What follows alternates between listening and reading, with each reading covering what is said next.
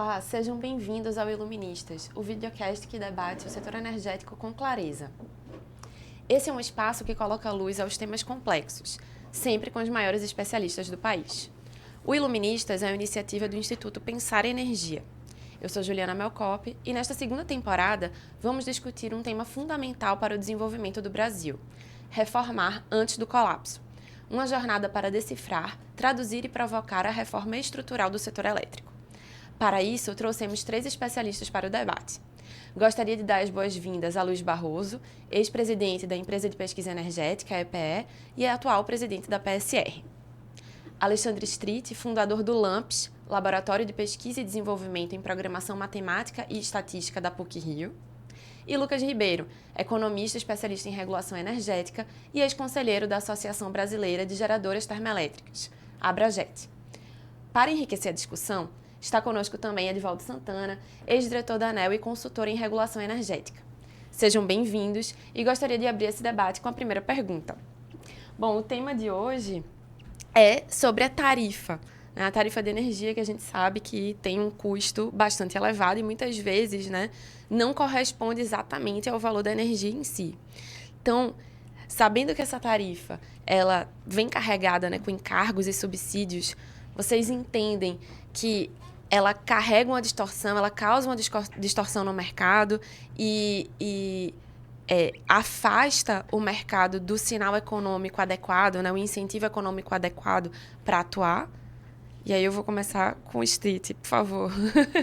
Tá ótimo. Eu ia aqui beber minha água, mas já vou entrar aqui no jogo. Muito obrigado pelo convite. É maravilhoso estar aqui com todos esses grandes craques, ídolos inclusive, pessoas que me ajudaram muito a compreender o setor.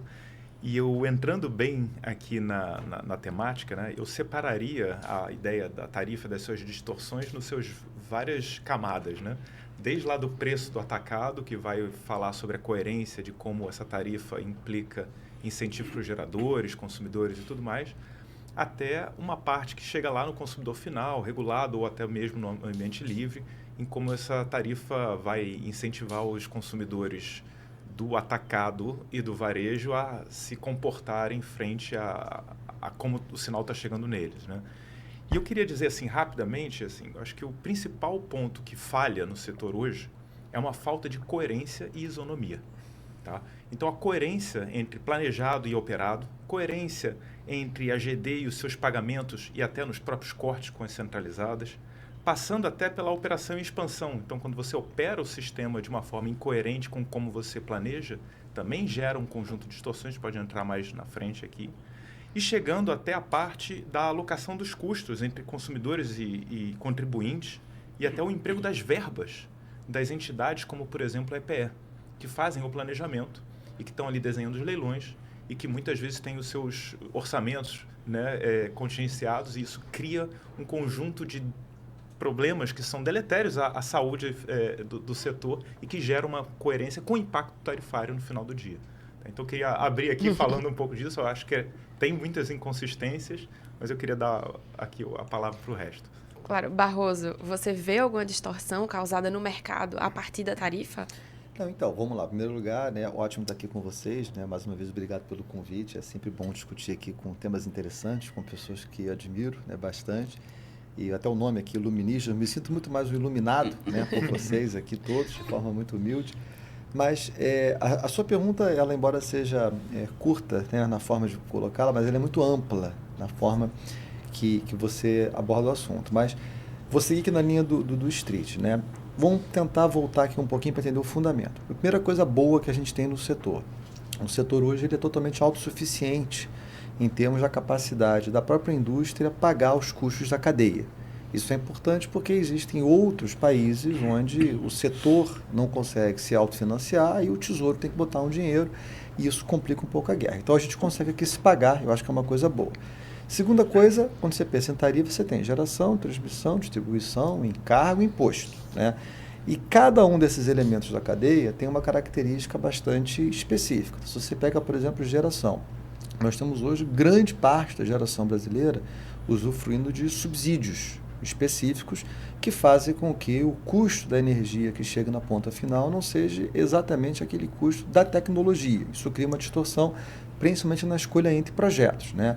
Temos também com estruturas contratuais diferentes dependendo do ambiente de contratação. Então, o ambiente de contratação regulada, ele paga contratos por disponibilidade, que são contratos que o Mercado Livre, por exemplo, não pagam, né? Então, tem uma alocação de riscos que ela é diferente. E isso, na linha do que o Street falou, cria uma falta de isonomia, porque o produto ele acaba sendo não comparado. Em mercados puramente liberalizados, essa estrutura da geração ela vem de um mercado onde os produtos negociados são relativamente padronizados, então a comparação do quanto custa a energia para todo mundo é mais fácil. Aqui é um pouco mais tricky, porque um contrato por disponibilidade ele tem um custo total que depende do acionamento dos projetos, que é uma variável que depende da operação, por aí vai. A transmissão ela tem uma estrutura também de custos que ela é diferente. O gerador paga um pedaço, o consumidor paga um pedaço muito maior, e é uma estrutura que, quando o planejamento da geração é feito, o custo total geração mais transmissão não é considerado no planejamento de forma integrada. Então, no final do dia, né, o planejamento deveria ser feito olhando quanto custa para o consumidor a geração, a transmissão, a distribuição, para entregar uma energia um padrão de confiabilidade. Hoje, esse custo ele não é olhado de forma integrada no PDE, por exemplo, e mesmo nos leilões, né, como a gente faz. Distribuição é um negócio mais controlado, né? E quando você vai para os encargos, né, o Brasil fez uma coisa legal, que foi juntar todos os encargos numa conta única, que é a conta de desenvolvimento energético. Isso é legal porque centraliza, fica mais transparente e tal. O problema é que a conta de desenvolvimento energético, ela está há muito tempo deslocada, né? Então nós estamos aqui com 50 bi aqui esse ano, né? E essa conta vai subir, porque a gente coloca muitas vezes na CDE toda a conta dos subsídios que não aparecem onde deveriam aparecer. Então, para resumir aqui minha primeira longa resposta, não vou falar de impostos agora, mas você pega, por exemplo, quanto custa verdadeiramente uma geração renovável. Uma parte desse custo está na parcela de geração, mas uma parte dele, que é o subsídio, está na CDE. E aí, nem todo mundo no Brasil paga CDE. E isso começa a dar distorções na linha da falta de isonomia entre os consumidores brasileiros. Então, quer dizer, boas notícias. O setor é autofinanciado, ok, legal. Más notícias. Nem todo mundo paga tudo e nem todo custo que está na tarifa reflete efetivamente quanto custa aquele componente. E isso cria uma dificuldade muito grande de comparação de laranjas com laranjas. Olha, só na presença deles dois, só me resta complementar. Né? Mas vocês falaram, tem uma coisa interessante. Custo de transmissão para ratear entre o gerador e o consumidor. Tá nisso a gente, claro, a ideia boa, lá da minha época na ANEEL, olha, o gerador tem direito a uma TUST estabilizada durante tanto tempo. Por isso que o Luiz Barroso falou, o consumidor paga mais do que... A regra é 50% mais do consumidor. Isso é uma distorção, porque no fim o gerador não sabe, ou durante um tempo, quanto é que custa a geração para ele. Aí ainda tem um sinal locacional, né, uma coisa que vocês conhecem muito bem, que não vale para cá, vale para lá, você não se aplica bem. Aliás, tem... o Barroso, você que já leu, você até também lê, tem emendas na medida provisória 1.300 sobre o sinal locacional, que já é aplicado levemente, não aplica nada durante... Tem de tudo. E a outra é a própria CDE, que é uma ideia boa, está tudo numa mesma conta, mas ela é perversa com algumas regiões, por quê? O exemplo da geração distribuída. Antes, até 2021, o consumidor de Santa Catarina pagava pelo subsídio da GD, do usuário da GD em Santa Catarina. Depois da lei 4.300, tudo isso... 14.300. Centralizou na CDE, o que significa que o cara que não tem GD lá no Nordeste paga por Santa Catarina, pelo Mato Grosso do Sul. O Mato Grosso do Sul é um caso, eu fiquei sabendo no debate que lá o total da GD é maior do que o total da demanda, do que a maior demanda do estado inteiro. Então tem um subsídio que eu costumo chamar de... A ideia é boa, tudo na CDE, mas para esse caso ele ficou muito perverso. A gestão da CDE, a minha expressão, assim, a CDE ficou deslocada, eu acho que ela você usou, pouco isso. Né? A gestão da CDE acabou deixando ela numa conta que ficou que coisa de maluco, né? tudo está lá dentro e tudo é rateado por todo mundo. E e nem mesmo- todo mundo pagando aquilo. E mesmo com a grande judicialização da CDE, né, isso não foi resolvido no final das contas. A CDE é o exemplo mais típico, uma figura que o Kelman criou da pizza, que você sabe que a pizza está ali para dividir, mas ela está crescendo e você não vai dividir E tá ficando como? mais cara, né? E ficando mais ficando mais cara. cara. Mas antes de entrar na MP, queria perguntar para Lucas, né? Começar com você, Lucas. Você acha que a tarifa, de alguma forma, acabou incentivando essas construções criativas, algumas que inclusive estão sendo debatidas nessa MP, né? Por exemplo, a figura da autoprodução por equiparação, né? Que a gente sabe que teve uma migração maciça para esse modelo, e também a própria GD no âmbito educativo? Olá, Juliana, Edivaldo, Street, Barroso. Muito bom estar com amigos do setor, pessoas que eu admiro. Sim, gera esse tipo de distorção. Eu acho que tem dois movimentos principais do nosso mercado elétrico que denunciam isso. A migração maciça para o mercado livre, os consumidores fugindo das tarifas cativas, e também o aumento muito expressivo da geração distribuída, que é uma forma do consumidor buscar algum nível de independência em relação às tarifas às quais ele era submetido, né? Historicamente, o Brasil sedimentou um modelo muito centrado em geração centralizada, contratos de longo prazo com garantias físicas, um mercado cativo que era mantido por uma compulsoriedade legal, e tudo isso faz muito sentido para um sistema verticalizado. Mas a realidade é que o mundo mudou, né? A gente tem uma descentralização cada vez mais clara, uma descarbonização exigida, digitalização, democratização. Então, eu vejo a medida provisória como uma tentativa do governo de modernizar sua governança, mas, na realidade, os incentivos que são citados aqui, a questão da CDE, eles não são resolvidos, né?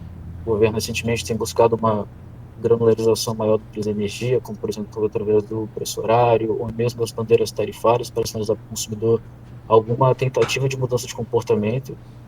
Mas a realidade é que a medida provisória, quando ela fala, por exemplo, do fim do desconto das renováveis, dos contratos após dezembro de 25, ou mesmo algumas exigências novas para aquele modelo de autoprodução por equiparação que você citou, né, que agora coloca aquela demanda agregada de 30 mega, eles são movimentos que buscam atenuar a questão dos subsídios da CDE, mas não resolvem de forma significativa. Né? A gente está falando de uma conta de 50 bilhões de reais por ano já, e que vem crescendo a cada ano. E não é um crescimento baseado em algumas rubricas somente da conta. Você observa que todas as rubricas estão tendo um aumento exponencial.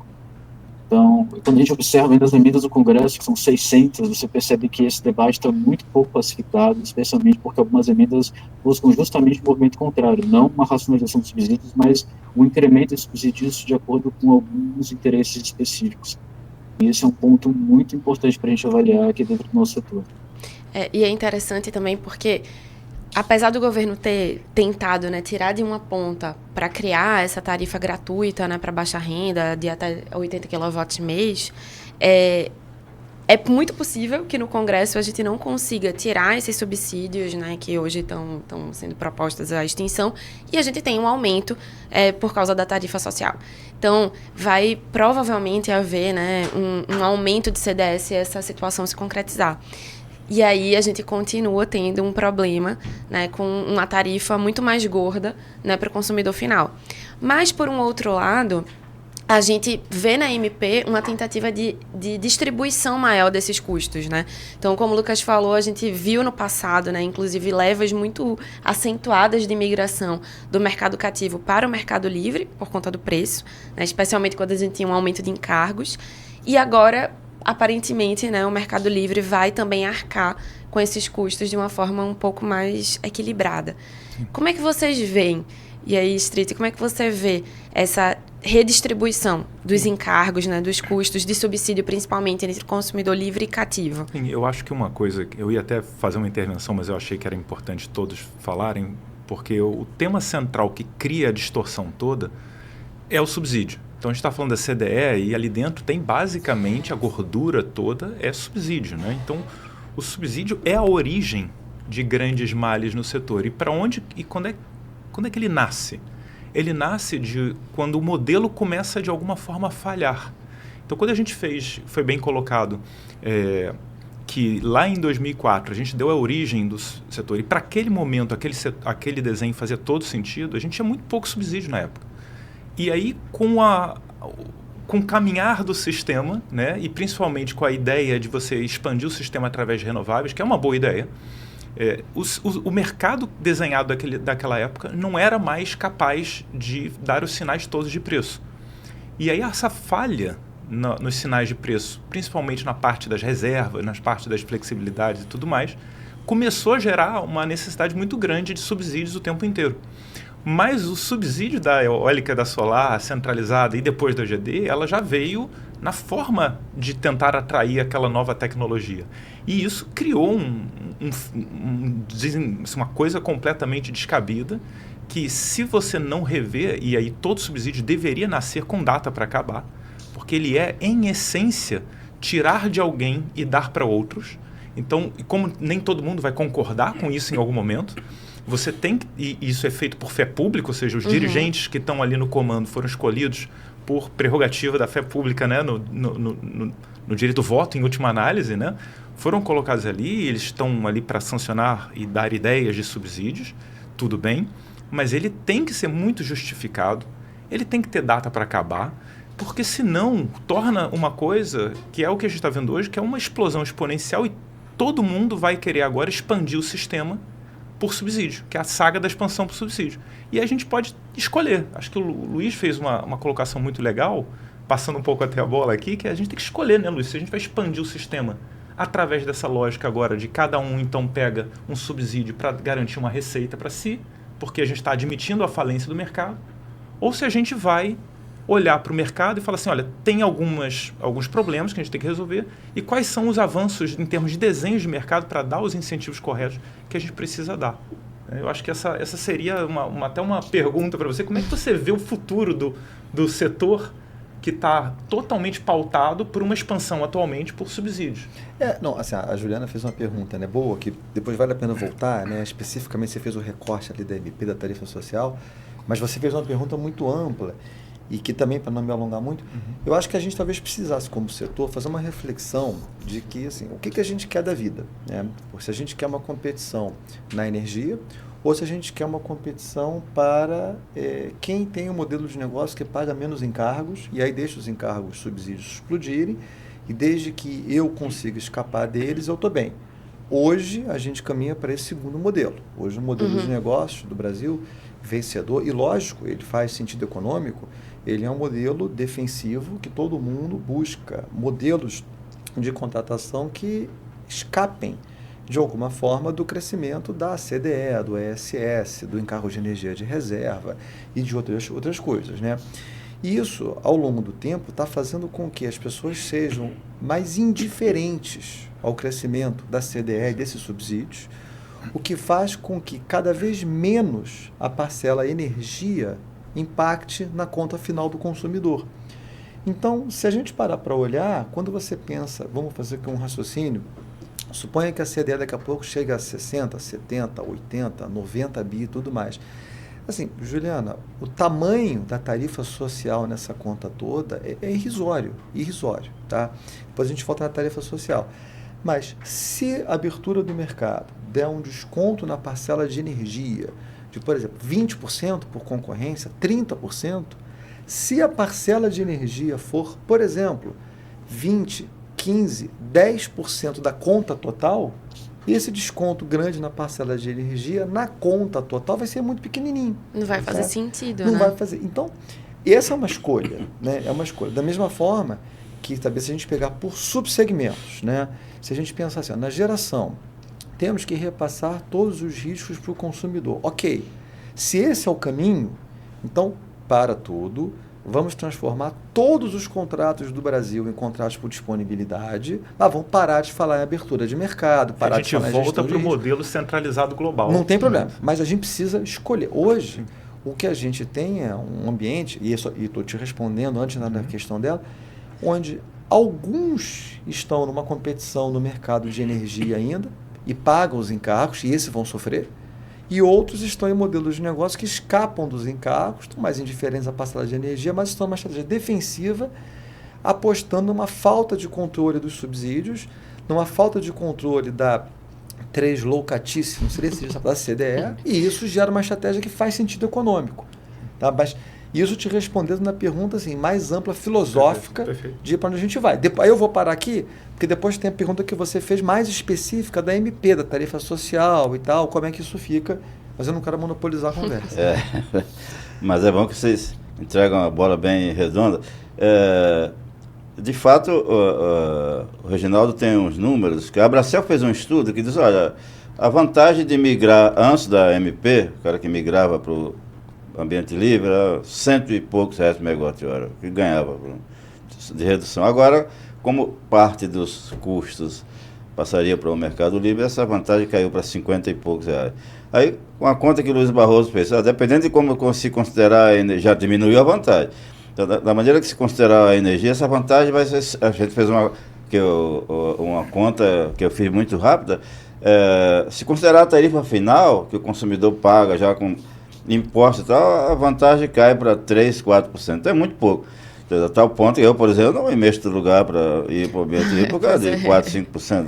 É procurar a porrinhação. Então eu acho que é isso que uma distorção grave, porque como você não sabe quanto custa a energia, porque inclui ou não subsídio, então sai daqui ou dali, então isso causa algumas preocupações. E outra, Juliana, só para eu concluir, depois até para vocês, os 3 ou 4, eu vi que ontem, há um tempo desse, saiu uma coisa que dizendo, olha,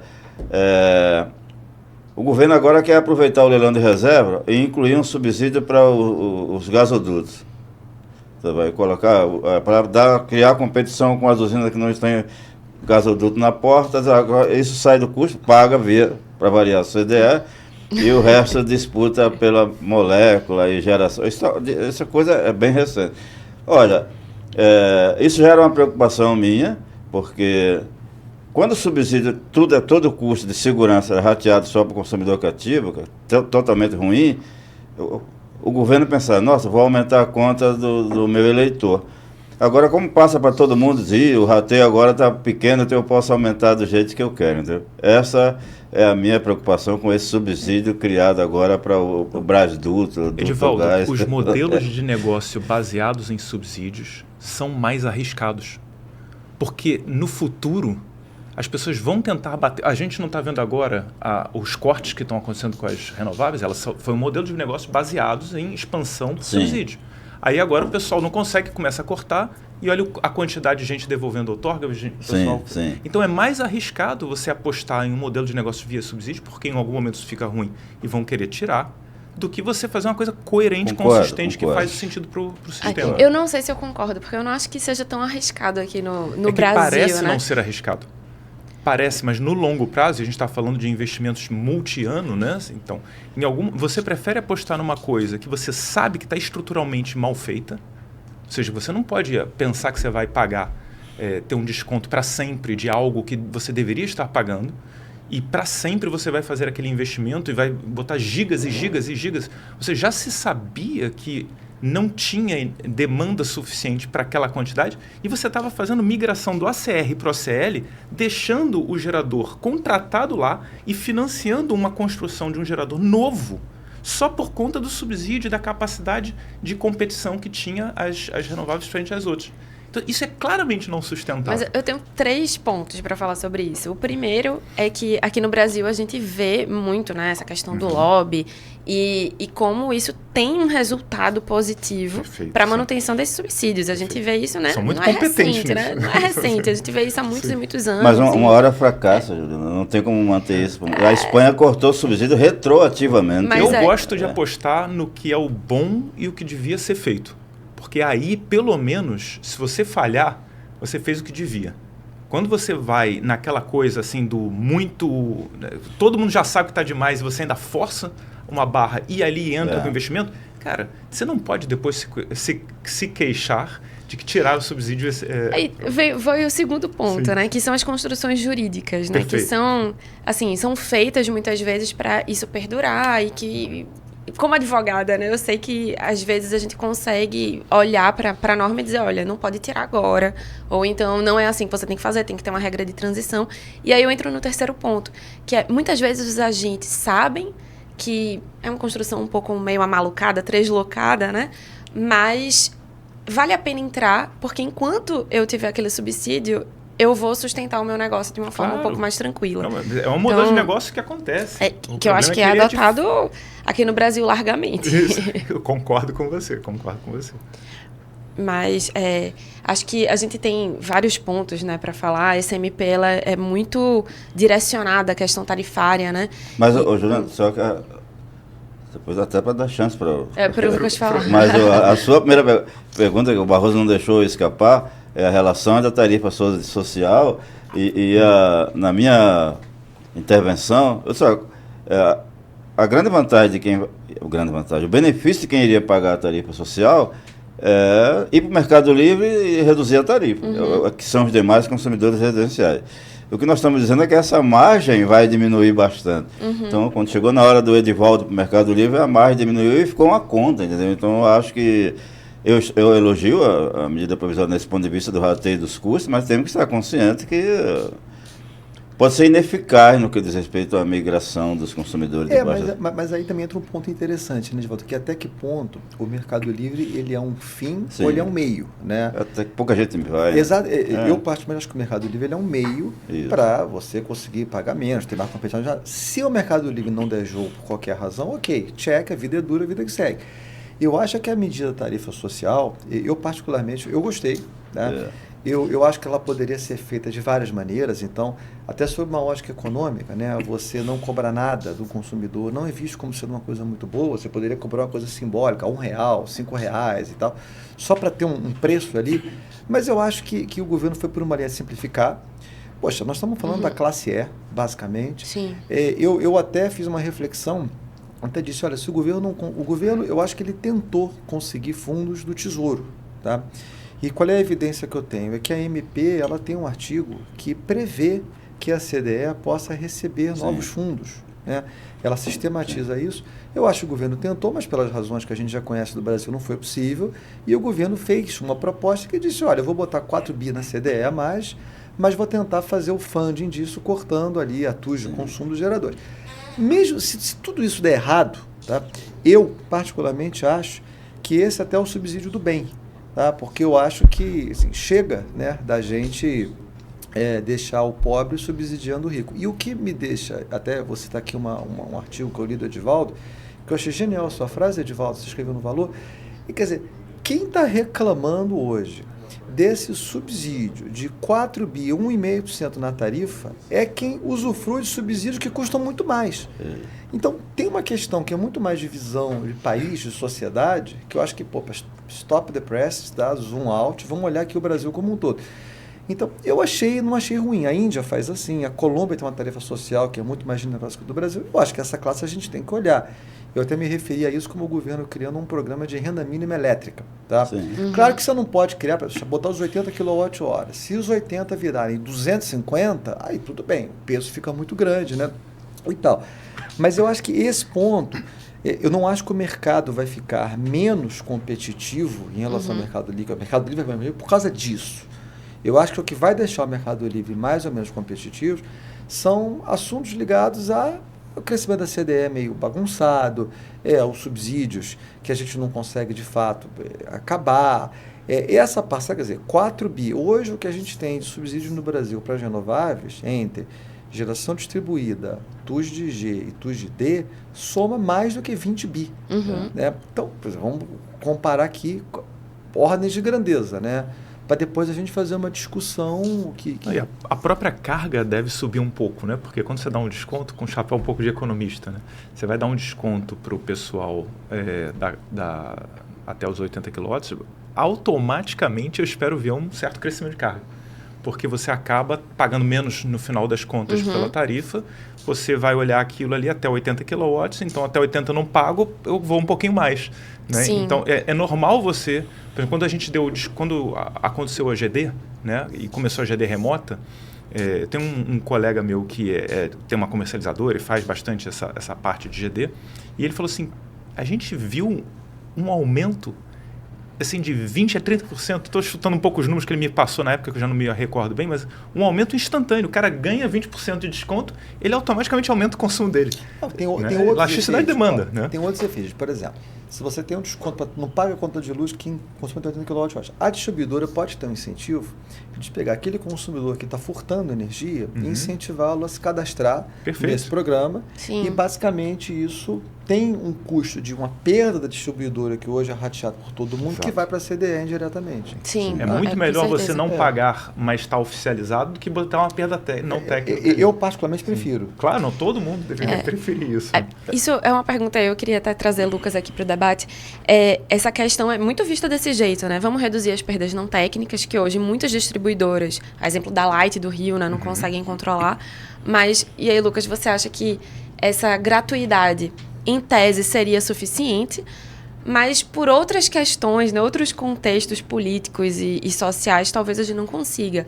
Né? Lucas, você entende que isso poderia ser tipo um nudge para o consumidor aderir ao mercado regulado e, às vezes, até aumentar o seu consumo de energia, se regularizando? Ou você acha que, em alguns casos, a gente não vai conseguir sanar essas perdas não técnicas? Concordo muito com o Barroso e com o Street. Assim, no Brasil tudo é complexo, né? Em tese, sim, seria melhor que esse consumidor fosse oficializado e as perdas não técnicas pudessem ser suavizadas com base nisso, porque, vamos ser bastante práticos, fazem gato para não pagar energia. Então, se você tiver isenção dessa energia, não tem por que você não ficar oficializado. Só que é óbvio que tem áreas mais sensíveis, mais vulneráveis, pode ser que essa abrangência não seja tão fácil. A gente tem áreas de concessão muito complexas, como é o caso, por exemplo, da área de concessão do estado do Amazonas. Então, tem pontos que a gente tem que avaliar com calma, mas eu não acho que seria algo tão direto, assim, seria uma abrangência universal. E retomando um pouco o tema anterior, eu acho que a nível de subsídios, né, uma coisa é a gente discutir uma tarifa social, uma forma de você buscar uma universalidade do acesso à energia a toda a população, ou mesmo sistemas isolados, que não tem economicidade de interligação ao restante do país, por uma série de questões, podem ser geográficas, econômicas, e aquela população não vai conseguir arcar com uma geração a diesel sozinha, você precisa de algum tipo de subsídio cruzado para garantir o acesso universal. Agora, outra questão é você ainda permanecer com desconto, por exemplo, para as renováveis do nível que a gente tem hoje, assim, só a corrida do ouro, o próprio nome corrida do ouro já denuncia o que aconteceu, né?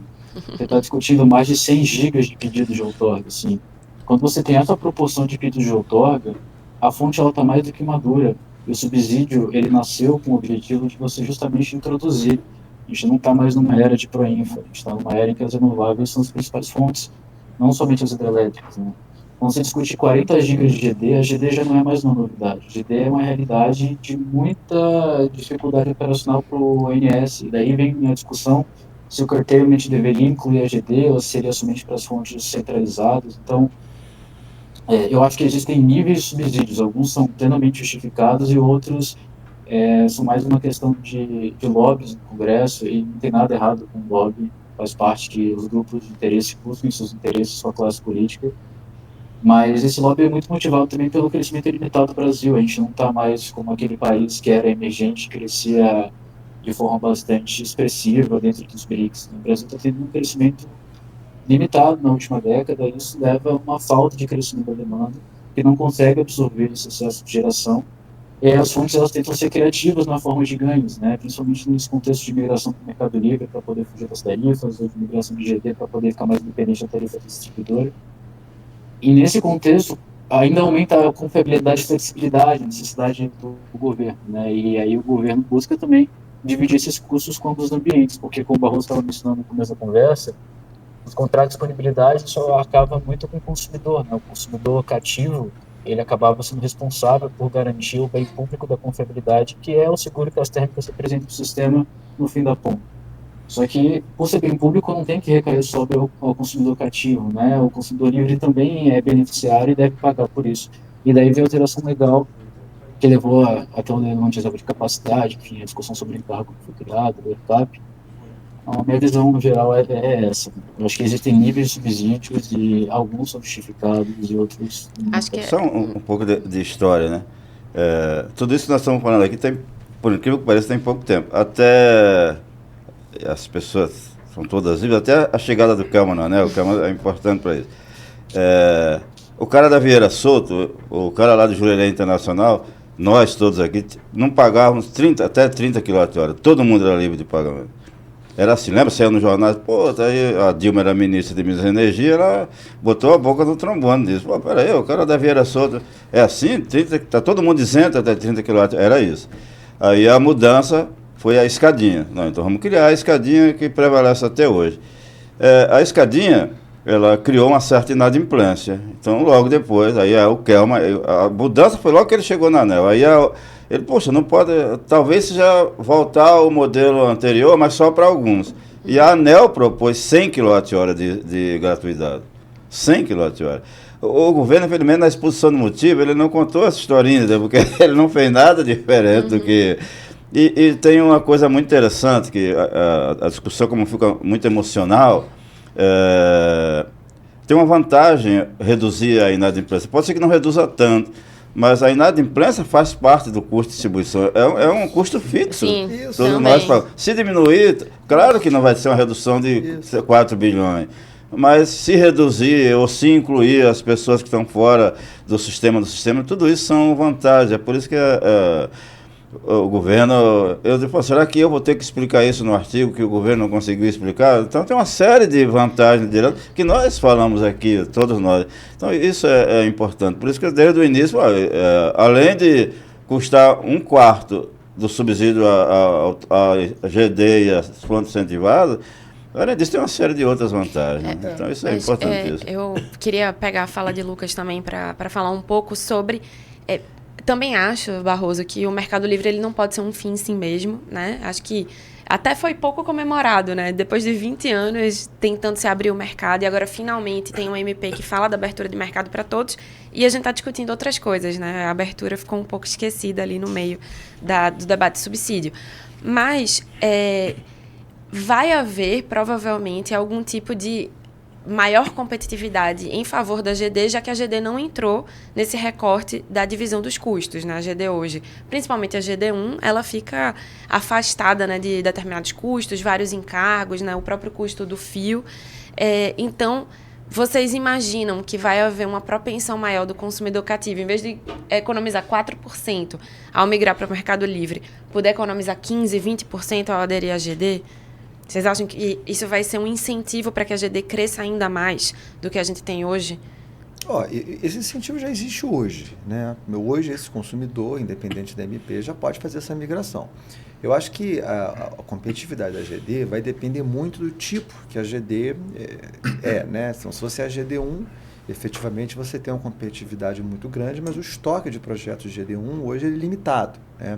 Quando você passa a ser GD2, GD3, essa competitividade muda muito e, na minha cabeça, o cenário mais assim, de médio prazo, quando a GD1 já estiver acabada, é que a GD que vai ser competitiva vai ser aquela GD que tem a geração simultânea com o consumo, tá? Aquela que você consegue fazer literalmente o net, né? Quando você precisa pagar o restante dos custos, eu acho que essa conta não vai fechar. A GD1 vai ficar mais competitiva porque a tarifa do consumidor vai subir mais? Uma boa pergunta, eu não acredito. Eu acho que vai ter uma competição boa aí, porque eu acho que o Mercado Livre vai conseguir trazer outras dimensões também de produtos, né? Principalmente uma turma mais varejista para o cliente final.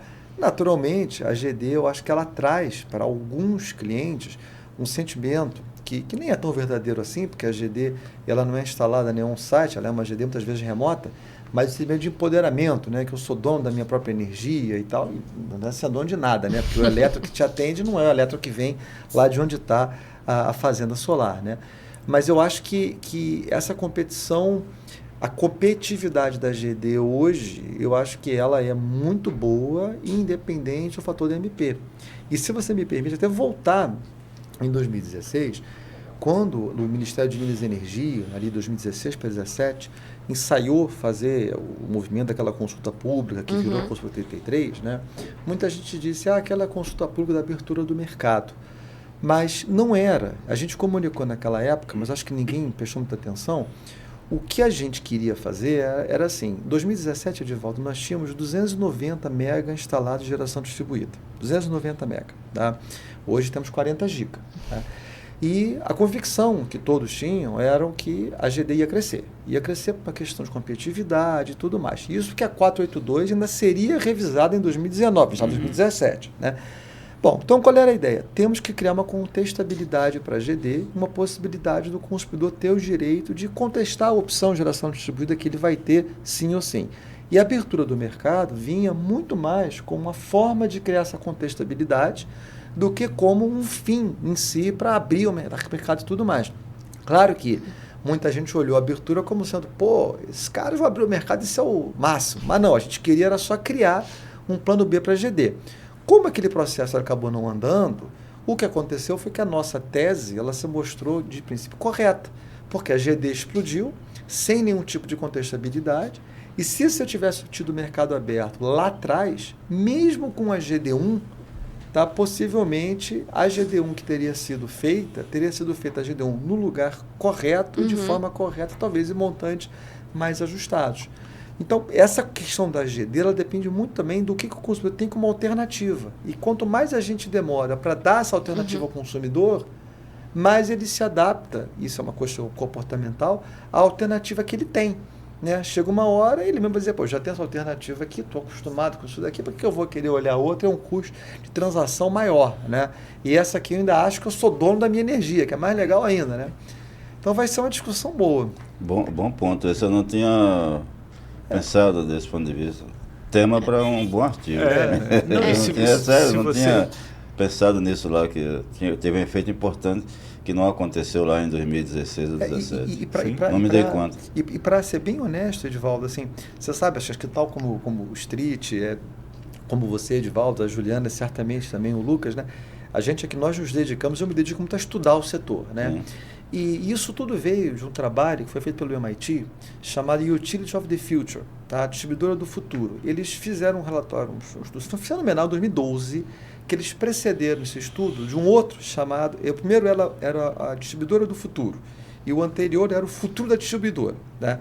E eles olharam tudo isso, com penetração de recursos energéticos distribuído e tal, um estudo americano, e o recado era, olha, esse negócio vai crescer para um aspecto puramente tecnológico, um aspecto puramente de modularidade, porque é modular, é fácil você instalar, é fácil você replicar, quer dizer, o que é difícil você ganhar competitividade é aquilo que tem muito equipamento grande, por exemplo, eólica, que tem que juntar pá com quando você faz maior, você tem que fazer tudo de novo. Então os caras disseram, isso vai explodir, então, galera, watch out, tá?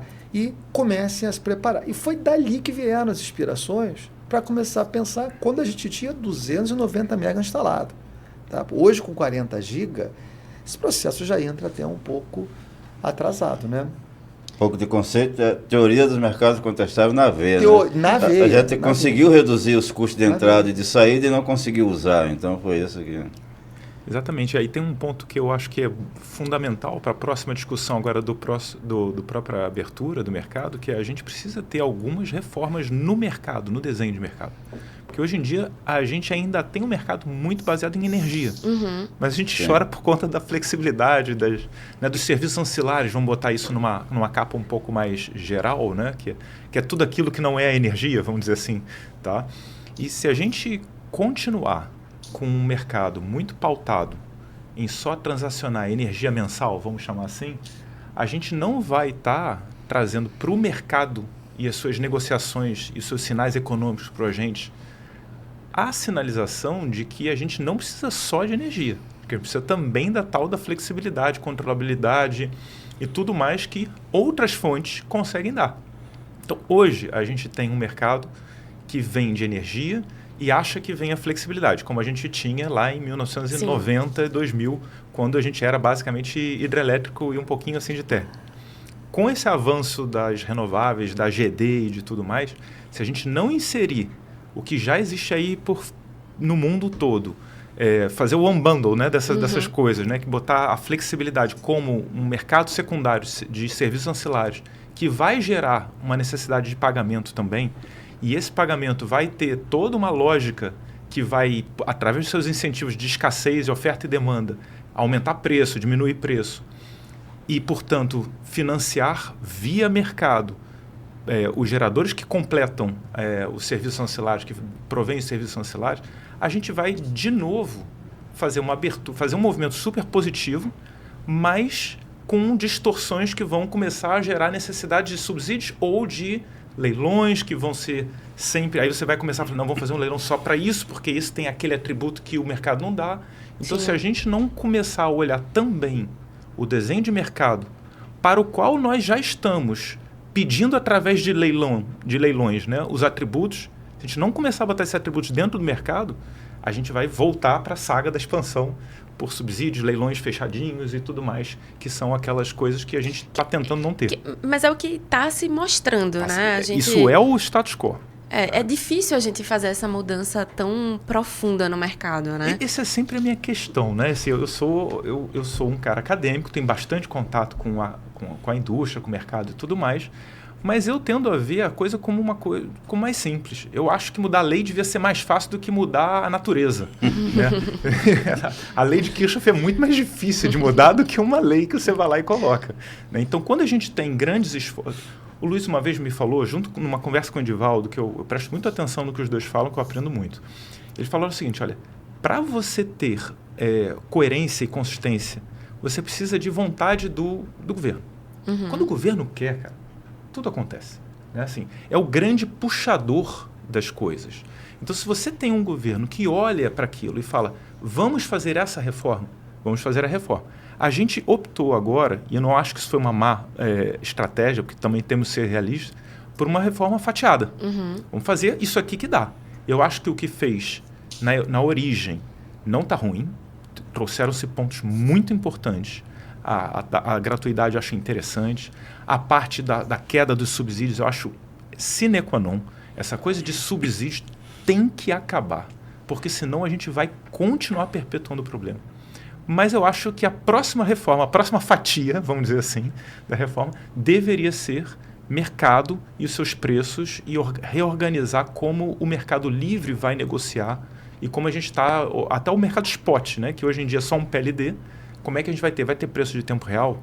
A gente vai fazer, porque o preço de tempo real traz essa coerência de flexibilidade. Vai ter mercado de serviços ancilares? Hoje o pagamento por serviços ancilares é irrisório, né? Regulado e irrisório. Então, acho que essa, para mim, é a próxima fatia de reforma que a gente devia adicionar.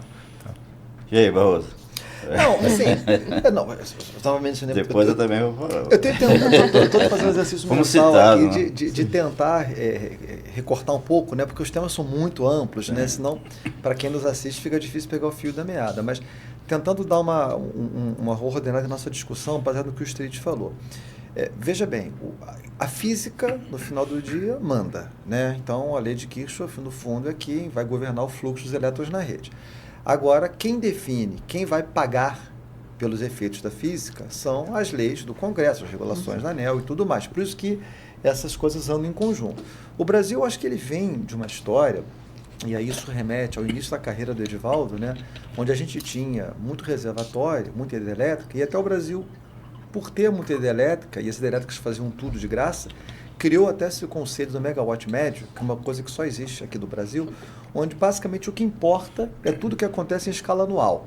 Né? Escala anual. E aí o Brasil criou particularidade, que é a sazonalização, a modulação, coisas que só existe aqui. Né? Eu, como trabalho fora do Brasil há muito tempo, esses conceitos não existem fora do Brasil, porque no Brasil, fora do Brasil, a preocupação é em atender, precificar e valorar 8.760 realizações de um consumo ao longo do ano. Então, o perfil de preço ele sempre foi horário e tal. Aqui não, aqui a gente formava preço por 3 patamares de carga, eram 2 no início e tal. Né? Semanal e tal. Então, essa realidade física que permitiu nós aqui não termos muita atenção com aspectos mais de curto prazo, ela hoje acabou. Hoje acabou porque hoje o curto prazo importa muito, hoje o aspecto locacional importa muito, mas a grande consequência desse efeito físico mais tranquilão e do mundo megawatt médio foi que o Brasil nunca prestou muita atenção no seu mercado de curto prazo. O seu mercado de curto prazo sempre foi um mercado visto como sendo residual, para liquidar uma diferença, o preço vem pelo modelo e tal. E o que está acontecendo hoje é que o mercado de curto prazo passa a ser uma referência, sim, para transações. Então, se o preço não é crível, se você tirar a usina canastra do DEC, aumenta o preço em R$150 o megawatt-hora. Se você fizer, você começa a tirar para quem está negociando naquele mercado qualquer capacidade de entender para onde vão aqueles preços. E se a gente, de fato, quer sair de um mundo onde se negocia arbitragens regulatórias, onde se negocia modelo de negócio, para o que se vai negociar energia mesmo, esse mercado de curto prazo tem que ter uma reforma. E essa reforma, eu particularmente acredito muito que ela nasce pela formação de preços por oferta dos agentes.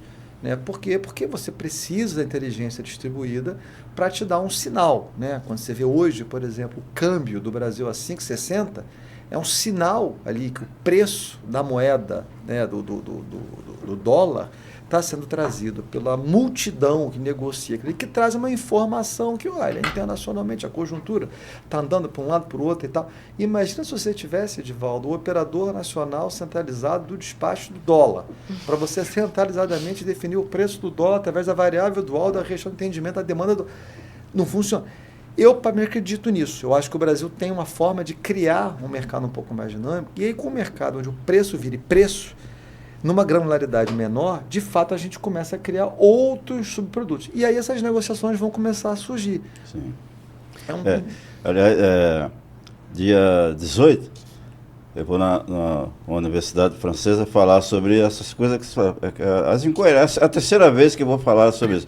Em 2014, não sei se você lembra, foi 13, eu saí 13 da ANEEL, 14. As distribuidoras ficaram subcontratadas e o PLD explodiu. 688 já, lembro até o número. 684.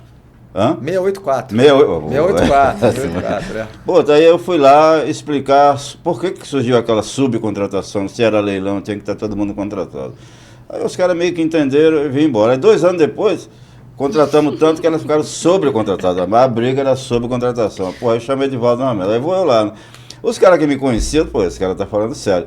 Mas tinha os estudantes, especialmente da África, doutorado, mestrado e tal, e diziam, pô, cara, o meu conterrâneo aí entrou numa fria, que ele não estava falando a verdade, achava que eu estava mentindo. Porque 2 anos depois eu estava explicando a sobrecontratação em um sistema hidrelétrico. Agora é mais ou menos isso. Os caras, pô, como é que vocês estão com uma sobra terrível, não só de capacidade instalada, como de disponibilidade, geradores sendo cortados, muito cortados, acionamos a bandeira vermelha e o ONS está dizendo que é urgente a contratação de reserva mais de de 4 capacidade. GB, né? Aí como é que a gente pode explicar ao mesmo tempo a sobra com a necessidade? Que é isso que é porque nada disso está no preço, então normalmente eu já vou preocupado, tanto que dessa vez eu vou chegar lá no dia cansado, que é, pô, se os caras ficarem rindo é porque eu não entendi nada. É difícil explicar essa coisa para estrangeiro. Esse conceito da sobra, você está totalmente razão, coberto de razão. Ele é muito interessante porque quando você fala assim, tem excesso de oferta no Brasil, né? Cada um entende isso de uma forma diferente. Sim. E no fundo existem excesso de diferentes tipos de oferta em diferentes horizontes. Então, para pegar um exemplinho que é fácil de entender, vamos pegar assim, excesso de garantia física. Garantia física não tem nada a ver com operação, é uma coisa de planejamento. A garantia física é uma métrica anual. E você pega, por exemplo, uma usina como o Belo Monte, que produz tudo no primeiro semestre, 0 no segundo semestre, ela tem uma garantia física anual que reflete a produção dela média, né? Se você pegar o que acontece com uma usina como essa, do primeiro semestre, ela tem um balanço energético ali, hora, semana, totalmente diferente do segundo semestre. Então, no mundo do planejamento, você tem um tipo de excesso de oferta. No mundo da operação, você tem um tipo de excesso ou falta de oferta instantâneo.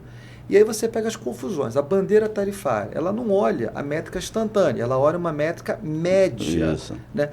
E esse mundo que a gente construiu, é por isso que só existe aqui. Que só existe. Que é muito traduzido pelo megawatt médio. Né? A gente tem uma dificuldade tremenda quando a gente escreve os artigos, de escrever o que é megawatt, tem que estar explicando no artigo. Então você tem, por exemplo, medida de adequabilidade, tem garantia física. Assim, muitos países que são hidrelétricos, eles têm garantias físicas por estações do ano. Você tem garantia física período úmido, período seco. Ou primavera, verão, outono, inverno.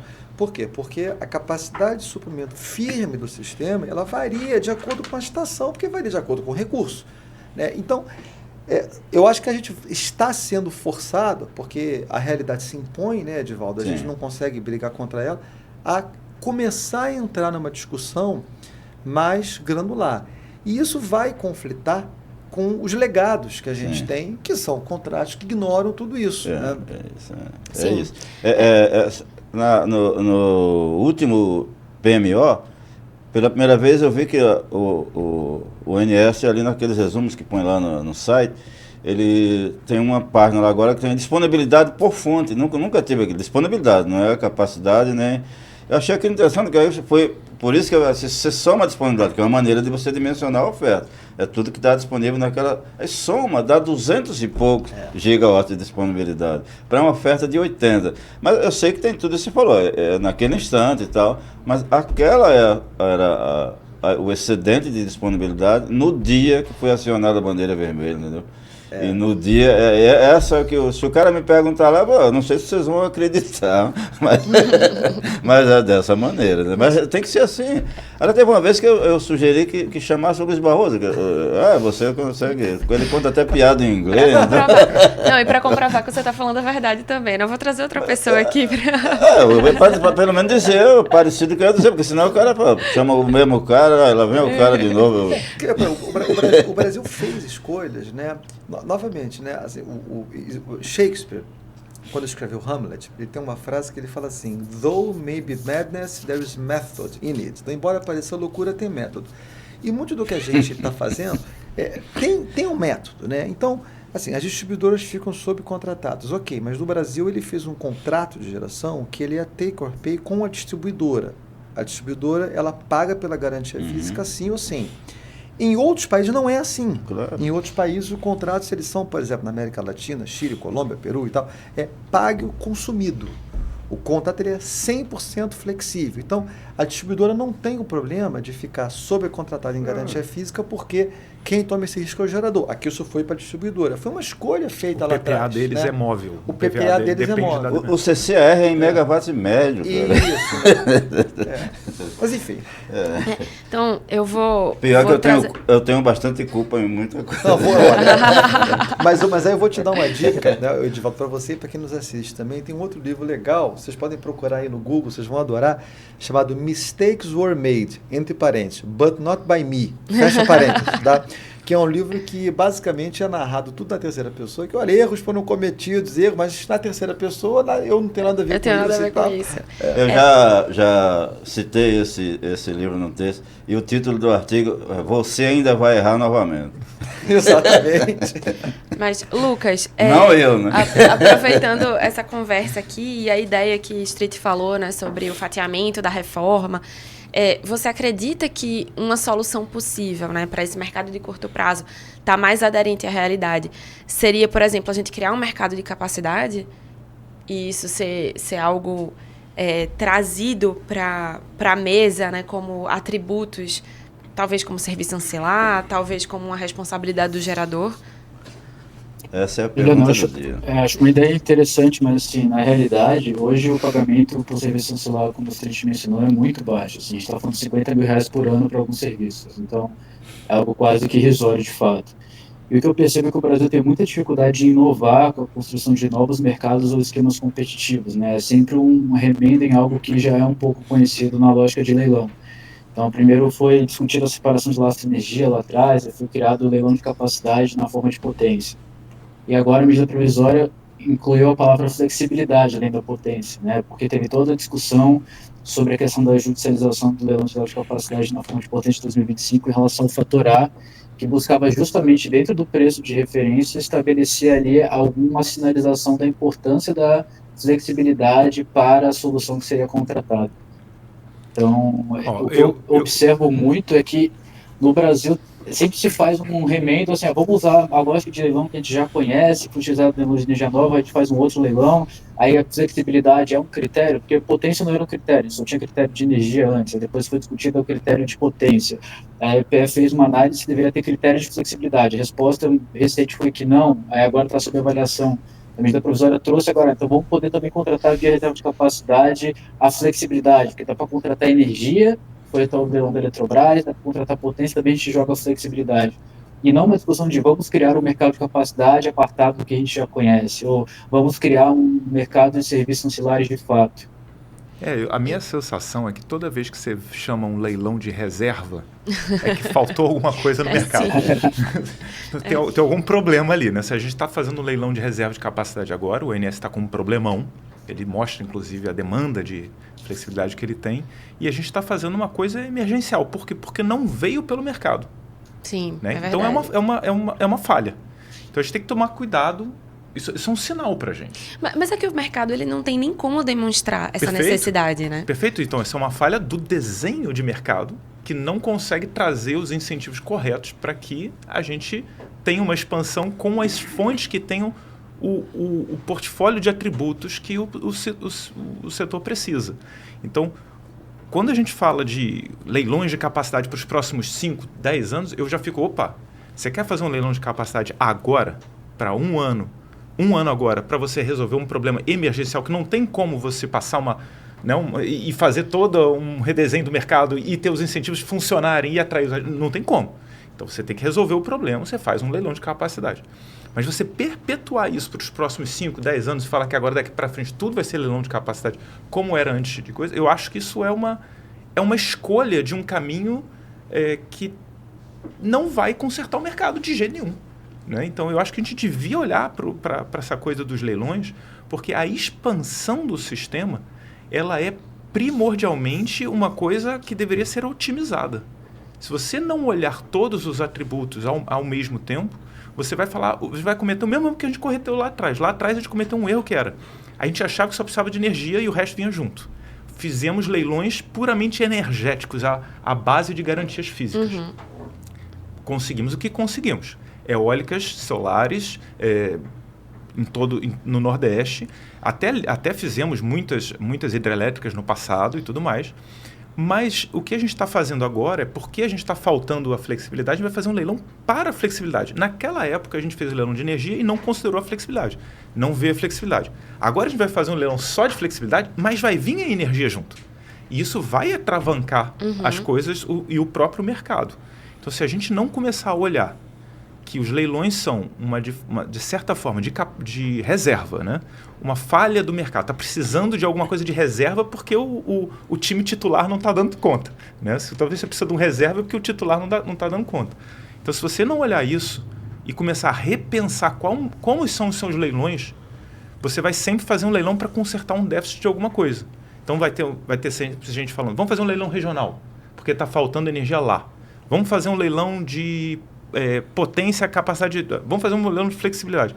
Tudo isso deveria estar dentro de um novo arcabouço de ou novos leilões que tenham todos os atributos bem considerados ali dentro, e primordialmente precedido antes um mercado corrigido com todos os preços que deveriam trazer os incentivos corretos. E aí, se precisar do leilão, a gente faz. Tá? Essa é a minha sensação. Um leilão agora, tudo bem, porque deu problema.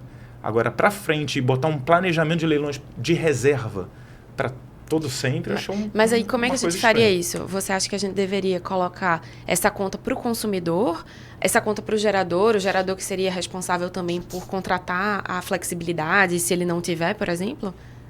Você estava falando do quê? Do futuro ou do agora? Do futuro. Não, aí é o mercado normal. Você deveria realmente criar um mercado que vai ter mercado primário, mercado secundário, vão ter preços. Né? Então, você vai ter, de fato, a negociação dos serviços ancilares que estão acontecendo. E isso vai gerar, inclusive, a necessidade de mecanismos de longo prazo. Assim como a gente tem um mecanismo de longo prazo para tomar conta da energia, que eventualmente você não tem energia, você tem que comprar e tudo mais, vai ter hedge e tudo. Você vai ter esses outros... Olha, nos mercados lá fora, as baterias, por exemplo, elas são muito mais remuneradas pelos serviços ancilares do que pela própria energia, pela própria arbitragem.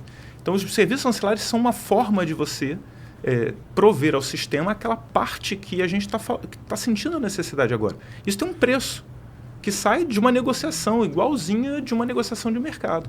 Tá? Vai ter uma demanda por ela e vai ter um preço e, portanto, um pagamento. Tá? Acho que faz muito sentido. O problema é que hoje aqui a gente não tem essa cobrança por parte dos geradores. Né?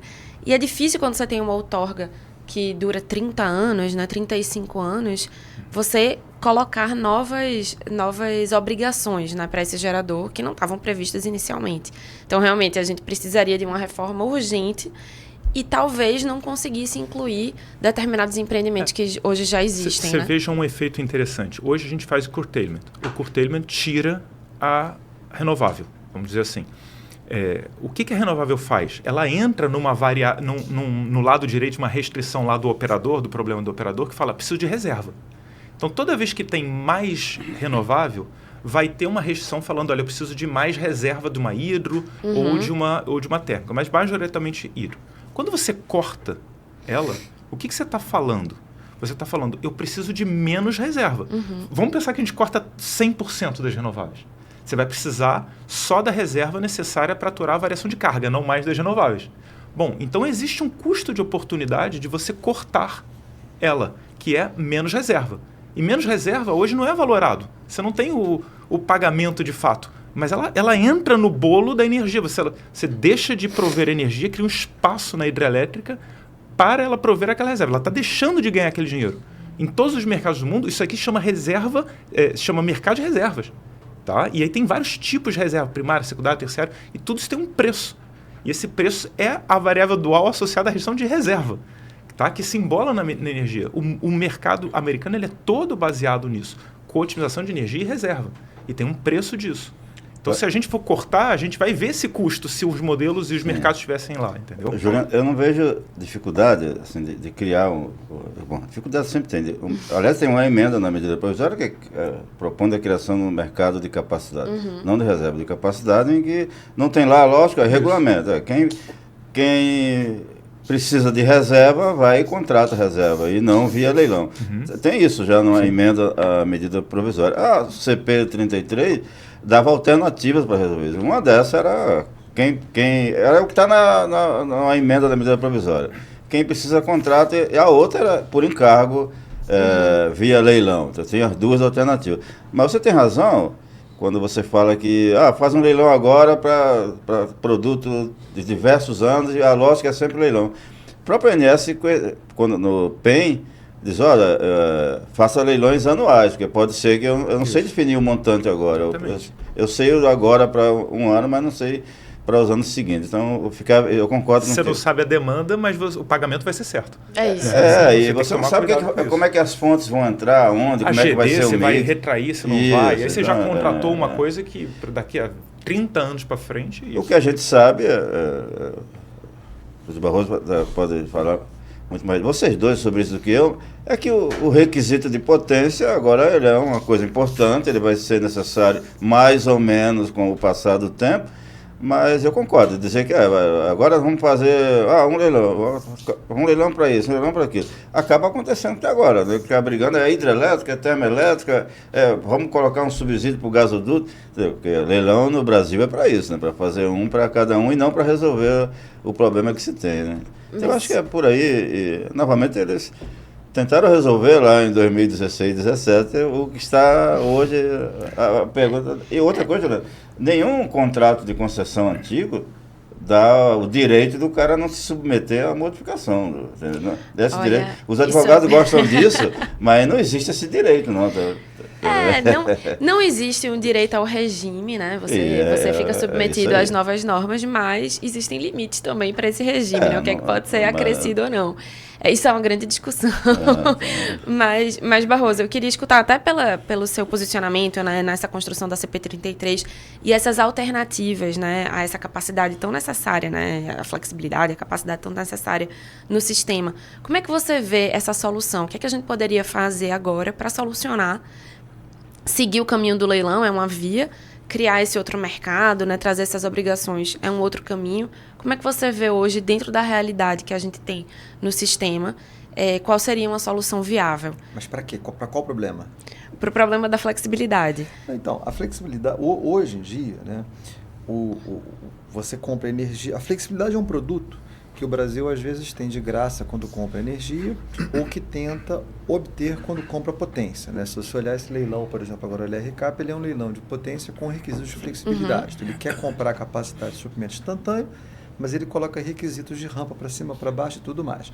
O leilão de energia, ele é um leilão que ele compra um produto que é entrega de megawatt-hora ao longo de um período, que é um ano, mas ele, assim, de graça, assume que o projeto vai conseguir entregar alguma coisa sem dar uma obrigação para o projeto. E esse projeto, por sua vez, não tem uma obrigação de atender aquilo que o ONS pede nos tempos do ONS, né? Se tiver um tempo de partida lá de 8 horas, 9 horas, 3 horas e tal, aquilo se impõe em relação ao que o ONS precisa, que é diferente do LRCAP, que tem uma obrigação de atender exatamente o que você tem. Até que ponto a gente vai conseguir separar esses produtos? é um ponto de interrogação no mundo, né? O mundo não são todos os países que separam, que tratam esses produtos de forma totalmente indissociáveis, né? São produtos, às vezes, que vêm em conjunto. Eu acho que no Brasil, a forma da gente resolver isso vai ser, primeiro, com mais sinal de preço no mercado de curto prazo, para tentar tirar o máximo que o mercado de curto prazo possa trazer. E aí, primeiro, a gente tem que ter um preço que seja crível, que seja funcional, um preço que seja correto. E nesse ponto é que o modelo matemático, eu acho que ele deixa um pouco a desejar, porque ele acaba sendo um preço muito formado por parâmetros técnicos e por questões que dependem do modelo em si. Como, por exemplo, agora a gente tem um efeito causado pelo New Wave híbrido, que é um efeito puramente modelo, tá? Que não tem nada a ver com premissa nem nada, é o modelo deixou o preço mais nervoso por características que o Street sabe explicar muito melhor que todos nós.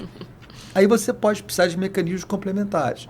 Então, tem países que criaram, para comprar flexibilidade, produtos de rampa específico. A Califórnia tem um produto chamado Flexible Ramping, né? O que ela faz? Ela paga um dinheiro a mais para você, gerador existente, não interessa novo e tal, para você cumprir algumas decisões operativas.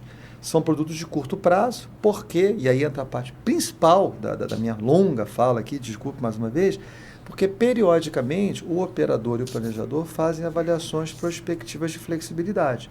Então pode ser que tenham anos, por exemplo, que a hidrologia ajudou muito. Se a hidrologia ajudou muito, quanto custa para o Brasil atender a flexibilidade do ano corrente? Zero, gente. Você não precisa fazer um leilão para sempre. Né? Para sempre, Então, o que esses países fazem, que é o que a gente acredita muito lá da PCE, anualmente você tem que ter uma avaliação, tem que ter um índice, o que você precisa de cada um desses. Potência e energia são produtos que você pode contratar de forma mais estrutural, mas flexibilidade você pode ir contratando de forma mais periódica, né? A menos que você tenha uma falta de flexibilidade bizarra, que aí você precise contratar tecnologias por um horizonte maior. Isso tudo está no jogo. O que vai definir a proporção desses investimentos vai depender do primeiro, qual é a flexibilidade atual do parque gerador. Esse é um número, Edivaldo, Street e Lucas, que eu não sei se vocês sabem, eu não sei. O que você pode tirar hoje do parque gerador? Por um lado, você diz muito, porque as hidrelétricas são boas, bonitas e baratas e flexíveis. Eu diria alto lá. Está cheio de restrição para o uso múltiplo da água, cheio de condicionante operativo hidráulico, que não necessariamente as hidros vão dar aquela flexibilidade que davam na época que o Edivaldo começou a trabalhar no setor. Isso mudou. Então pode ser que a gente tenha hoje uma realidade do sistema existente um pouco menor em termos de extração de flexibilidade do que a gente imagina, mesmo com hidrologias e reservatórios cheios. Essa avaliação é fundamental para você ver o que você tem. Dali para frente, tem que ver como é que a gente compra um incremento. E essa avaliação vai ter que ser feita anualmente, que é muito do ponto que o ONS coloca corretamente no PEN para avaliação de potências. E anualmente ele tem que olhar isso. Esse é um processo que tem que ser colocado, que para sua execução vai depender de o ONS, a EPE terem modelos matemáticos com a granularidade, espaço temporal suficiente para representar esses recursos. Quer dizer, assim, Juliana, Lucas, Edivaldo e Street, não dá para a gente tratar 40 GB de GD e mais outros 50 GB de eólica e solar centralizado no modelo matemático, deduzindo da demanda. Tá? Quer dizer, quando você tinha 100 MB de renovável, a demanda que você atende é a demanda menos 100 MB. Ok, poeirinho. Mas com 50 GB, você dizer, eu vou deduzir de 50 GB, sabendo que esses 50 GB flutuam de acordo com o vento e com o sol, é a gente começar mal. E que invade, inclusive, as inflexibilidades e, eventualmente, fazem a gente ter que fazer os cortes lá em cima na centralizada energéticos. Né? Você tem, hoje existe um paradoxo no Brasil, que você hoje, com um ferramental matemático existente, Edivaldo, se você fizer estudos de quanto custa aumentar a penetração de renováveis no Brasil, se você botar 100%, botar 100 GB de renováveis no Brasil, 150 GB, o custo operativo para o sistema, de acordo com os modelos matemáticos que a gente tem hoje, é zero. Por quê? Porque ele vai pegar toda a demanda, vai deduzir de todas as renováveis que você tem, o que vai sobrar de demanda para ser atendido pelo sistema existente, demanda residual, vai ser zero. Quanto custa atender isso? Zero. Você não liga nenhuma térmica. E isso é, obviamente, errado. Irreal, né? Irreal. Então, essa deficiência de modelagem matemática, que afeta preço, afeta sinal econômico e afeta a operação, ela é trivial você resolver. É claro que você tem que representar essas tecnologias no modelo de forma probabilística, com a correlação temporal que elas têm e tal, para que elas sejam melhores representadas para a operação, né? Mas esse exercício é bom. Se você pega, aumenta, renovável, vai aumentando. Como ele vai reduzindo a demanda que sobra para o restante vai ser e zero. Os modelos não percebem a realidade elétrica, a necessidade de estabilidade, a necessidade de todos os outros requisitos que são necessários, né? Então, eu estava outro dia pensando quando eu vi o RLCAP, o desenho, né? Eu falei assim, mas por que a gente vai contratar só térmica, né? Assim, tem uma hidro lá para o final e tal, mas por que... E aí eu falei assim, não, porque é a térmica que dá o que a gente precisa. E eu pensei, mas não é possível, a gente tem que conseguir fazer melhor. Porque o que é que a gente precisa? A gente precisa dar flexibilidade, mas vai vir junto a energia. Então eu pensei assim, foi uma provocação até que quando o Luiz era da EPE, né, a gente estava falando assim, como é que a gente faz um leilão que consiga, de alguma forma, internalizar as coisas que a gente não consegue pensar, não consegue tomar conta, né? Por exemplo, rede. O tempo todo você vê alguém falando assim, vamos fazer um leilão regional. Por quê? Porque os leilões hoje não capturam as restrições de rede. Então, a gente está fazendo agora um leilão de flexibilidade porque os leilões atuais não capturam isso, né? Então, eu fiquei pensando, como é que a gente faz? E aí, eu estava numa palestra da ANE, tá? Lá, a convite do Menel e o pessoal todo tinha lá, acho que o Araújo, ele gosta muito de planejamento determinativo. Não sei quem... Tem um pessoal lá que gosta muito de planejamento determinativo. E eu fico sempre olhando assim, não, planejamento determinativo parece uma coisa centralizada demais e tudo mais. Como é que seria o nosso desenho de leilão hoje em dia? O que o leilão tem de bom? O leilão tem de bom é a capacidade de extrair dos agentes, espremer eles através do bid, né, para conseguir um CAPEX, OPEX, trazer toda vamos dizer assim, um arranjo de mercado, né? Uma eficiência para isso. E o que o planejamento tem de bom? Ele tem um software por trás que consegue otimizar as fontes e ver suas sinergias, que é um pouco o que a gente faz lá no leilão de energia nova, com aquele COP e SEC. A gente está vendo o benefício de cada fonte, mas num cara marginal. Então a gente ficou pensando, poxa, e se a gente fizesse um leilão que fosse ao contrário? Você me dá as ofertas e eu coloco isso dentro de um modelo de expansão que captura toda a operação do sistema, e a solução daquele modelo de expansão, de fato, é a seleção, é o leiloeiro, vamos dizer assim. Então, assim, de alguma forma, você evita essa conversa toda de flexibilidade. Ali você já tem a rede representada de alguma forma, né? Você já tem o parque existente, o parque candidato que você está escolhendo já coerente com o parque existente. Porque você pode botar uma eólica num sistema e ela ser boa. Num outro sistema, ela pode ser horrível. Então, depende do sistema. Então, você tem que considerar o seu parque existente na hora de selecionar os candidatos.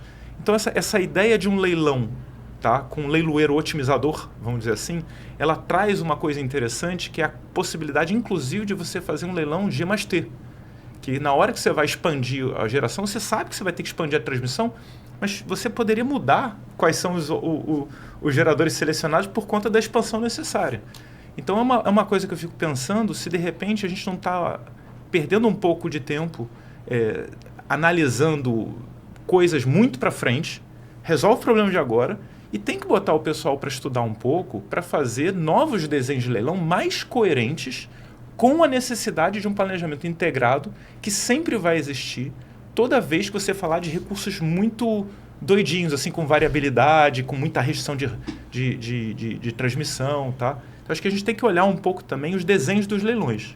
Hoje a gente faz planejamento na EPE, sai uma coisa lá super interessante, com muito estudo, e faz um leilão e sai eólica no Nordeste. Tá? Então, esses leilões têm que acabar, esse desenho que não olha para a necessidade futura. Quais são os novos desenhos? Definitivamente, eu não acredito que seja sempre térmica, ou hidro, ou qualquer fonte. Tem que ser um leilão agnóstico, e ele tem que reconhecer todos os atributos. Tá? Então, é aí um pouco onde eu acho que a gente falta, a gente peca aqui no setor, que é uma falta de um olhar, a gente está sempre apagando o incêndio. Sim, né? A gente vai de crise em crise, né? E aí as soluções sempre saem meio subótimas, entendeu? Sempre com desenhos meio mal feitos e tal, para dar certo, tá legal? Então, acho que a gente tinha que ter um olhar um pouco mais prospectivo para coisas novas do futuro, né? Trazer do futuro a solução para agora, porque é para lá que vai servir. A gente não pode trazer ideias do passado para resolver o problema do futuro, né? A gente está chegando ao fim aqui desse episódio, mas eu queria fazer uma pergunta primeiro para Lucas. Lucas, como você acha, assim, uma forma resumida, que a gente conseguiria um realismo tarifário melhor para o setor, né? Que daria esse sinal de preço, né? Daria esse incentivo correto para os agentes econômicos e, inclusive, para o consumidor? Acho que a abertura de mercado é o primeiro passo. Acho que no Brasil o consumidor ele tem pouca noção do real custo da energia de forma instantânea, então ele não consegue adequar o seu consumo em tempo real, sabendo, por exemplo, que naquele momento a energia está sendo mais cara porque ele está no momento de ausência de geração eólica ou solar intermitente, por isso alguma térmica está sendo acionada. Então é importante passar para o consumidor essa sinalização instantânea do custo da energia para que ele possa readequar o seu comportamento de consumo. Talvez ele possa alterar, por exemplo, o horário que ele tomaria um banho, que utilizaria o chuveiro elétrico, ou eu não vou ligar o ar-condicionado agora, porque agora eu vou ter uma energia mais cara, talvez só na hora de dormir, enfim. Tem uma série de comportamentos do consumidor que eles podem ocorrer a partir de uma sinalização clara de preços. E por mais que o Brasil tenha evoluído nos últimos anos em relação a isso, né, como foi mencionado, a gente tinha aquela visão de poucos patamares de carga, o preço semanal, enfim, agora a gente tem um PLD horário, mas mesmo assim a sinalização para o consumidor na ponta residencial é muito pouco clara. A gente sabe que para aqueles consumidores de maior carga, se tem a discussão de ponta e fora ponta, mesmo assim é uma simplificação absurda, mas essa sinalização clara de quanto custa a energia pode, de fato, trazer algum tipo de resposta da demanda. E não uma resposta da demanda da forma que ela ocorre hoje, naquele programa piloto que o governo está buscando, inclusive, lidar neste ano de 2025 para evitar um déficit de atendimento de potência, mas sim uma forma mais abrangente, mais universal, que não considere uma gama restrita de consumidores, sim todos os consumidores, inclusive aqueles residenciais. A abertura de mercado, ela pode trazer uma série de produtos interessantes nesse sentido, mas não depende só das comercializadoras, né? O governo ele tem que, de fato, criar essa forma de sinalização clara. Então, minha visão geral é isso. Eu acho que se você consegue, de alguma forma, sinalizar em tempo real para o consumidor, e aí é bastante desafiador, né? A gente está falando de um país com muitos habitantes, de dimensões continentais e com uma desigualdade econômica muito grande. E você conseguir sinalizar para todos os consumidores o custo real da energia para poder incentivar algum hábito de consumo é um desafio grande. Mas essas soluções já estão dadas, né? Lá fora a gente tem que... Eu acho que essa fala dele é muito boa, né? Assim, a gente tem que trazer, inclusive, algumas soluções que já existem, né? E aí assim, a gente vai conseguir, de alguma forma, trazer a coerência para depois a gente fazer os leilões complementares, como o Luiz colocou, né? Então, assim, eu estava outro dia na Academia Nacional de Engenharia, lá com o convite do Nelson Martins, e teve uma discussão muito rica sobre isso. Tá? Teve uma discussão muito rica sobre como é que você vai fazer a integração do TSO, né, que seria o operador da rede de alta tensão, com o DSO, que seria o da distribuição. Né? Essas discussões elas são muito importantes porque elas vão tornar possível os reguladores conhecerem o que se pode ser feito. E se a gente não olhar para fora um pouquinho e trouxer algumas coisas que dão para ser, que já estão aí disponíveis, a gente vai ficar caminhando e patinando no existente que não dá conta. Barroso, alguma palavra sobre o realismo tarifário? Não, então, eu acho que a gente está caminhando para o final, né? Então eu queria fazer minha fala de fechamento também, jogar para você. Eu acho assim, você começou a conversa dizendo assim, olha, reformar antes do colapso, né? Eu acho que a gente não discutiu isso aqui, tá? É verdade. Então, é que tem muita coisa. Né? A gente acabou divergindo um pouco. Eu acho assim, em primeiro lugar, né? Só quem teve do outro lado sabe qual é a dificuldade de você mudar esse Brasil, né? Eu acho que o Edivaldo tem muito mais experiência que todos aqui. Mas eu queria, em primeiro lugar, fazer um reconhecimento que eu acho que o ONS, a EPS, a CE, vem trabalhando em algumas coisas. Então, o ONS tem iniciativas, olhar a integração TSO, DSO, programação do futuro, a CCE está olhando formação de preço por oferta. Eu acho que tem um trabalho que está sendo feito e eu acho que a própria MP, eu acho que ela traz uma discussão, que uma MP dessas, ela vem de 20 anos, ela traz uma oportunidade do setor se unir e transformar esse limão uma limonada. Eu acho que o setor vai ter uma chance de realmente mostrar se a gente está unido em prol de um bem comum ou se a gente, de fato, como setor, vai trabalhar no império dos cercadinhos VIPs e cada um buscar o seu espaço. E aí isso liga com o colapso, né, e a reforma que você trouxe.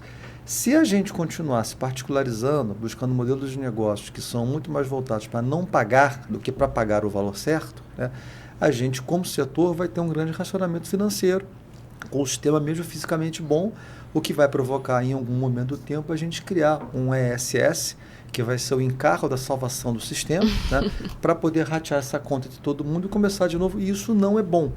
Então, considerando a quantidade de investimentos que o Brasil vai ter que fazer para resiliência climática, para uma série de adaptações que a gente vai ter para os efeitos adversos, o Edivaldo mesmo tem escrito bastante sobre isso, eu acho que está chegando a hora da gente começar a discutir quem vai pagar, quem não vai pagar esse tipo de conta, né? Então, se a gente não se organizar, realmente assim, a reforma ela vai ser no colapso. Sim. E eu acho que a preocupação grande que eu tenho é a gente conscientizar, e essa MP vai ser a prova do pudim, né, para que lado o setor está querendo ir, né, para que lado o setor vai querer se ordenar. Se a gente quer o mundo, aí voltando à minha fala inicial, que é mais sinal de preço, ou se a gente quer o mundo 2, que é mais evitar pagar algumas coisas. São futuros bem diferentes e que trazem consequências, acho que econômicas, tarifárias e para o país bastante diferentes também. Então eu fico por aqui e agradeço mais uma vez aí a oportunidade. É isso, acho que a gente tem que mudar uma cultura no setor elétrico. Essa medida provisória é um exemplo, que a minha métrica é o número de emendas e o tipo. Ela consegue unir para contestar o que é bom e desunir para defender o que não... Entendeu? Então, isso que o que é bom e ruim é a mesma coisa na medida provisória. O problema é quem está contra ou a favor. Mas, em termos micro, esse dia eu vi numa rede social um comentário bem interessante. Tem um cara, eu não lembro o nome dele, que eu gosto de dizer o nome, ele dizia, olha, a minha casa tem uma potência instalada de 3 kW. Aí ele dizia, quantas vezes em um ano eu utilizei todos os equipamentos que somam os 3 kW, 2 aparelhos de ar-condicionado, ele lista tudo que ele tem lá. Ele diz, olha, nas 8.760 horas é possível que durante uma hora de 8.000 eu utilizei tudo isso.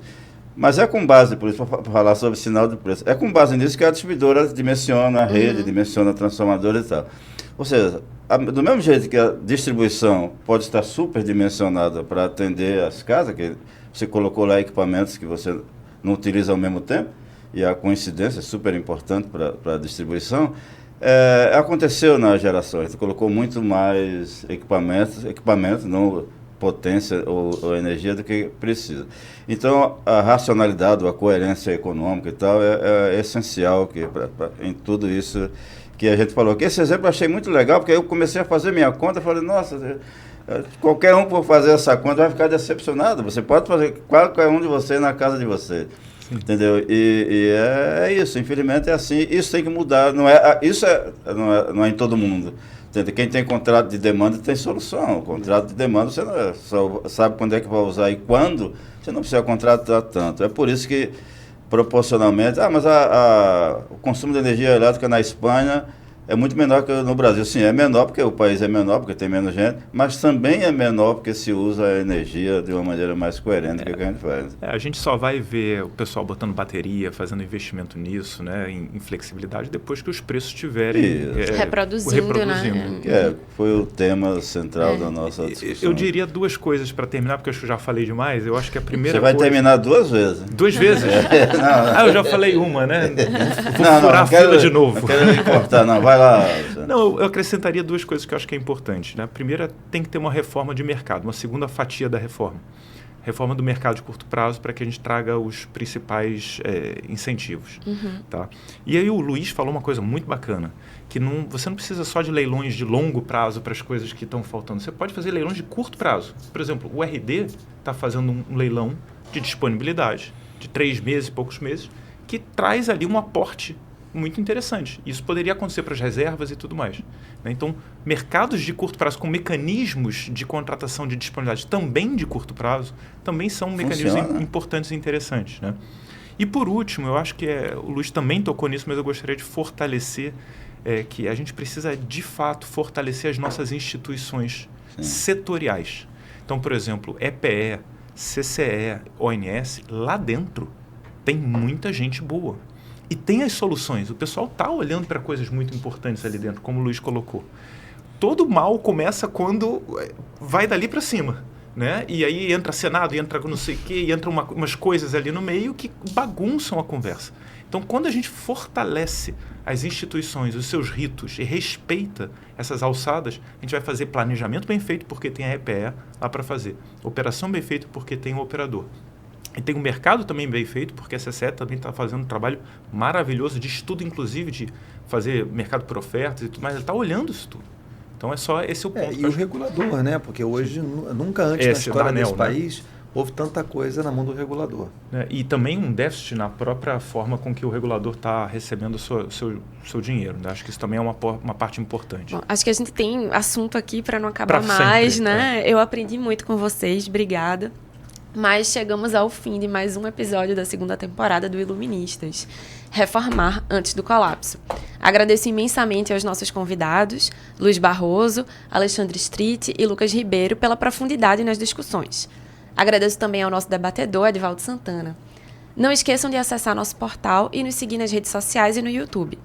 Lembrando que o Iluministas é uma realização do Instituto Pensar em Energia. Nos vemos no próximo episódio. Até lá!